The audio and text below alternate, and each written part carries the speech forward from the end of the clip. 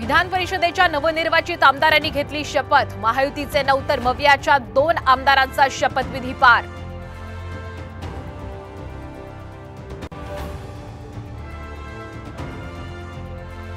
महायुतीत सहभागी होण्याआधी अमित शहांसोबत केल्या 10 बैठका। दिल्लीत पत्रकारांशी मारलेल्या गप्पांमध्ये दादांची कबुली। खास मास्क आणि टोपी घालून करायचे दिल्ली दौरा।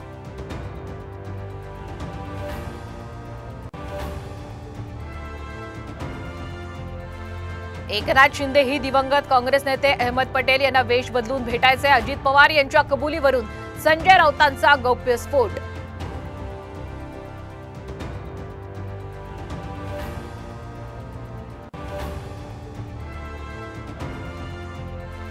पुण्यातील शरद पवारांच्या कार्यक्रमात अजित पवार यांचे आमदार चेतन तुपेही उपस्थित। राजकीय चर्चांना उधाण, मात्र तुपे यांच्याशी न बोलताच पवार निघाले।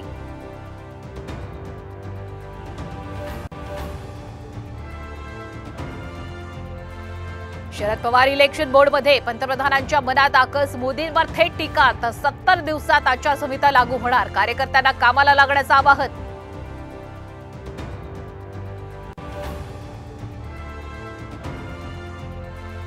महाराष्ट्राला नवे राज्यपाल मिळाले। सीपी राधाकृष्णन सांभाळणार महाराष्ट्राच्या राज्यपाल पदाची जबाबदारी।